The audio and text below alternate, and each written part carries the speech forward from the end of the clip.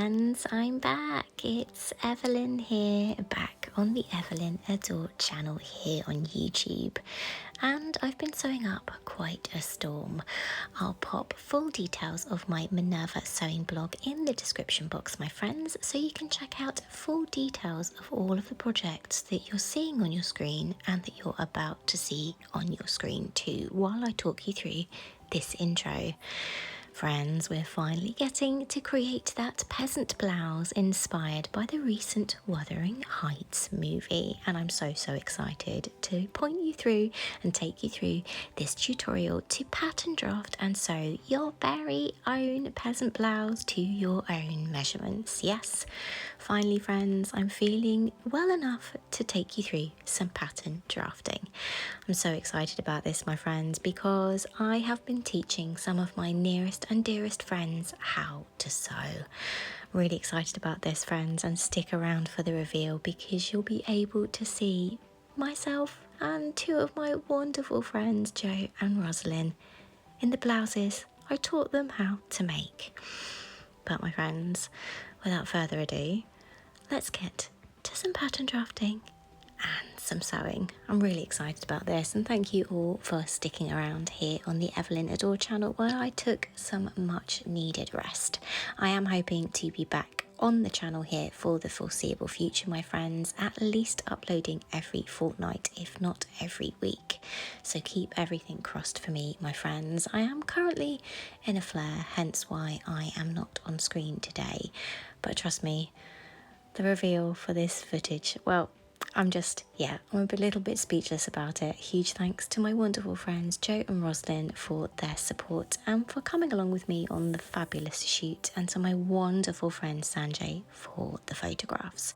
But friends, without further ado, let's finally get back to some pattern drafting here on the Evelyn Adore channel.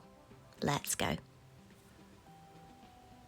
First up, friends, grab some paper, your favourite pattern drafting ruler, and some pretty coloured pens.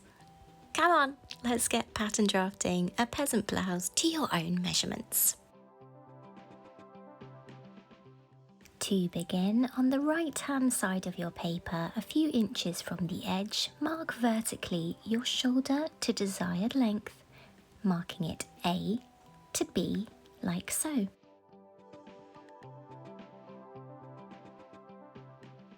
Next, plot on your desired neckline point, marking it up from your hemline, point B, marking this neckline point as C. Across from point A, mark half of your shoulder to shoulder measurement as D.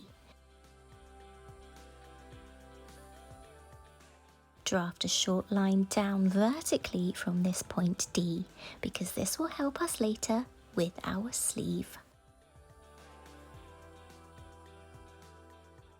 Across from point B, plot 1/4 of your bust measurement plus half an inch, marking this as E. Draft a line up from E. This is your effective side seam, my friends.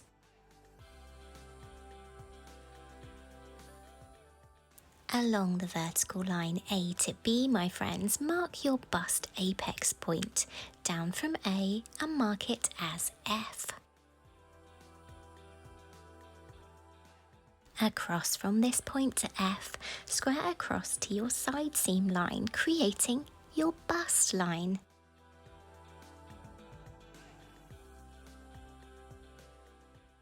Then mark halfway between F and C points as G, squaring across once more again to the side seam to create your armhole depth line.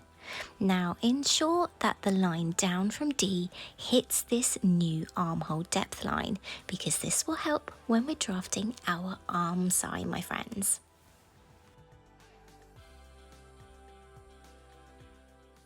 Across from point A, mark half of your desired finished neckline width, my friends, marking this as H.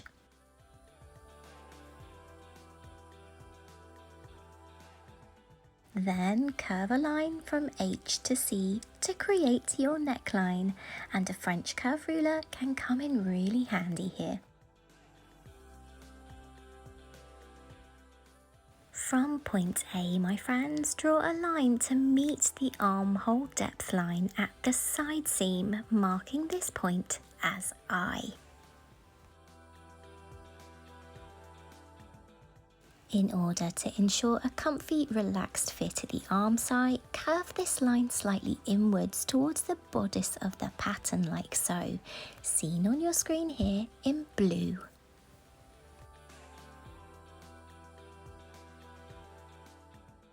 From point C, extend the neckline outwards by 2 to 3 inches to allow space for those neckline gathers that create that stunning peasant blouse style. Square down from that new point and then square across to point B, effectively creating your centre front and centre back of your bodice respectively.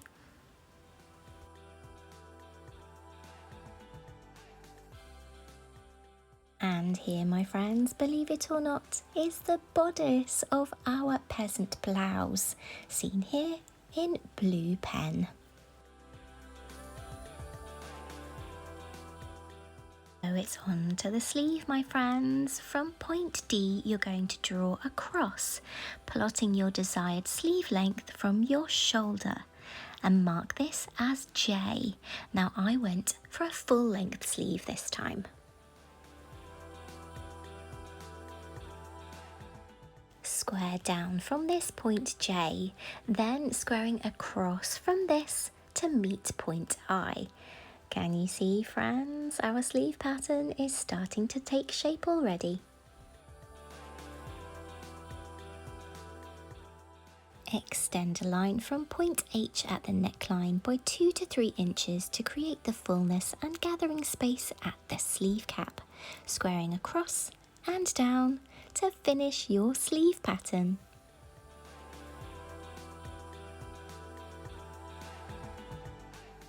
And here is what your finished pattern should look like, my friends. You'll see that I've added some notes and directions for myself on this pattern.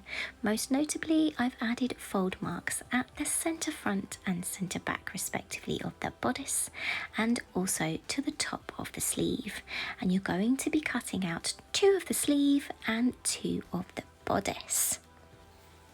I've also made a note of the fact that this pattern does not have seam allowances, my friends, to remind me to add those when I'm cutting out my pattern pieces from my chosen fabric.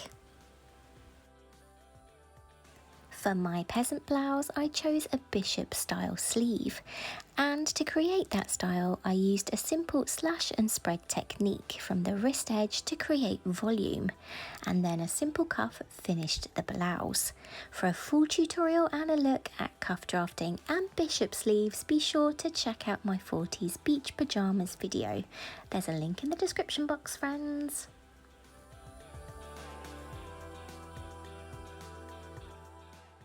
And friends, this is what my actual pattern pieces looked like.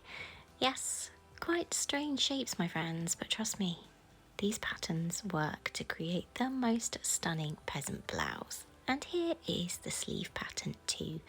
And for that Wuthering Heights version, I was using a power mesh fabric, a white power mesh fabric for that gorgeous translucent look. Now friends, let's get to some sewing. Full disclosure, I did not take that many pictures of the white blouse while I made it. So on the screen, you're going to see another blue version. Here is the front and back bodice pieces.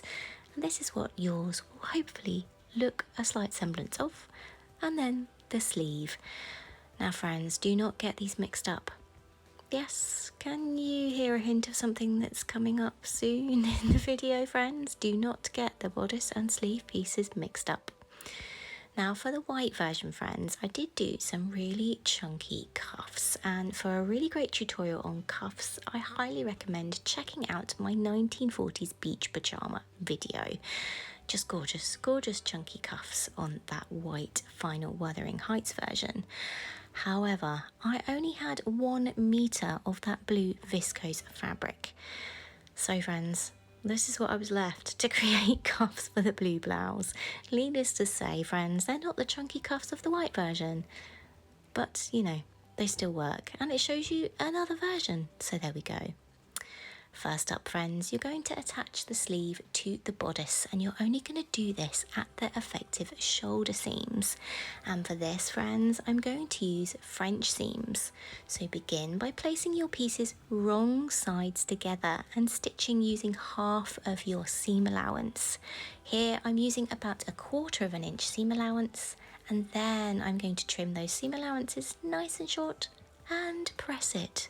Because friends, yes, this is a project that really benefits from pressing, because you're then going to place your pieces right sides together before you sew those seams again. And as you can see, this is going to be so much easier when pressed. Look at that. There's nothing more beautiful than a gorgeous pressed, polished French seam, is there, friends? Well, maybe a few things, but you know, look at that. This will also prevent any fraying, so if you're using a fabric that's prone to fraying for your peasant blouse, French seams, my friends, are a must. And then, friends, you are going to keep those French seams going, and you are going to use a French seam for the side seam of your blouse. You're going to keep this French seam going up the side of your bodice piece and along the effective underarm seam of your sleeve. Friends, from this picture, can you see what I'm about to do wrong? Yes, I've mixed up which is my bodice and which is my sleeve. I'm about to use my sleeve as my bodice piece. Don't do that, friends. Don't do it. Make sure you label. So after a lot of unpicking French side seams, friends, this is what my top should have looked like, with the correct pieces sewn as the bodice and sleeves. It's starting to come together already, isn't it, my friends? Honestly, this is such a quick project to pattern draft and sew. I highly recommend you give this a go, whether you are a beginner or whether you are an intermediate sewer looking for a palette cleanser.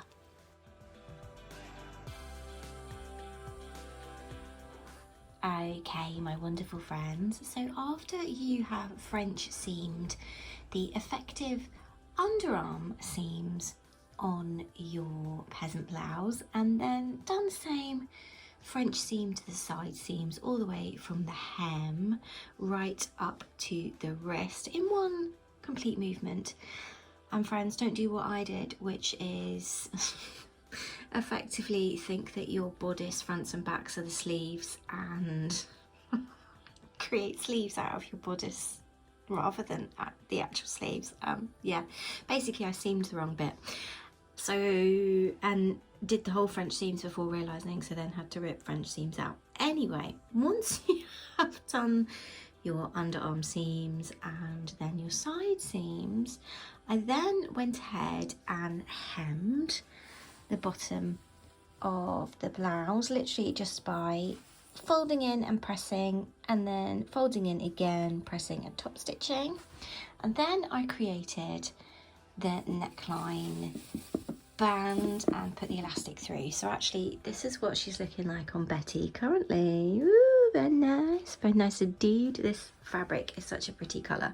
So to create the top upper band for the elastic, to create that peasant style, friends, all I did was very similar to that hem. I folded the fabric in by about 1/4 of an inch and pressed it, and then I folded that fabric in once more, allowing for the width of my elastic. Now I went for 1/2 inch elastic. You can go with whatever elastic you have in your stashes, my friends, but I found that any smaller than 1/2 an inch can dig in, and any bigger feels a bit bulky. That's just my personal preference, and that might be my neurospiciness and, you know, sort of not feeling sort of comfy for sensory issues. But I went for 1/2 inch elastic, and then obviously left a little gap at the back by which I could thread my elastic through using a safety pin and then stitch that up later. The only thing I have to do is attach those cuffs, and honestly friends, this would have been done yesterday if it hadn't been for that faux pas with those side seams seaming the wrong bit. But as you can see, I already have gathering stitches around the wristline edge of those sleeves, so the only thing I have to do is add on the cuffs. Oh, it's so cute. I really like this viscose fabric as well because it's light enough weight that I can wear it in the spring and summer, but it's also great for a layering piece as well, because my layering pieces can't be too heavy, because otherwise if I need to sort of get them off in a hurry, it can be an issue, friends. But it's nearly finished. Final steps, those cuffs.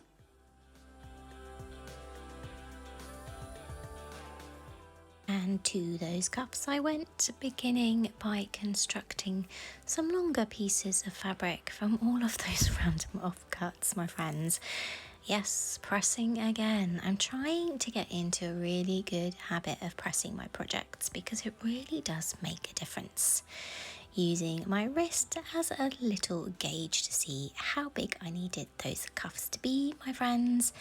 Yes, this isn't a stretch fabric, so I wanted to be doubly sure, and then creating those little rings of fabric for my cuffs. Pulling on those gathering stitches around the wrist line edge, I then attached one edge of the cuff right sides together with that gathered wrist edge, before pulling the cuff to the inside of the garment where the seam allowance was tucked inside, concealing the raw edge, pinning the cuff in place before hand stitching it neatly inside. Look at those beautiful cuffs. Honestly friends, I wasn't sure I was going to have enough fabric to do cuffs, but I made it work. And here is the white power mesh blouse on Betty, my friends. Are you ready? Because it's time for that reveal.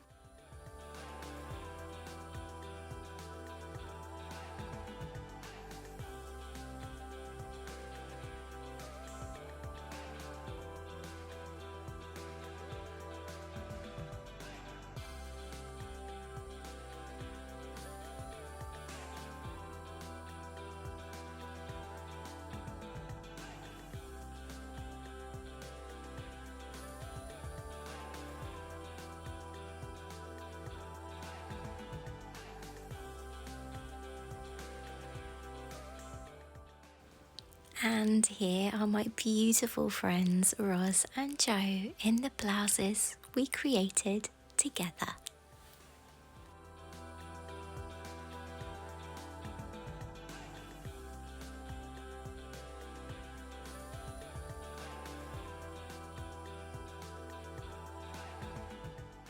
Well, my friends, it appears that sometimes it takes a simple blouse, some friends, a sunset, for you to remember exactly who you are. Well, this photo shoot did just that. But my friends, until next time when I'll be bringing you some more vintage inspired sewing, and stay tuned because the Wuthering Heights cosplay shoot and reveal is coming really soon here to the Evelyn Adore channel. Thank you so much for sticking around. You know the drill. Take care and stay safe, my wonderful friends, and I'll see you next time. Bye.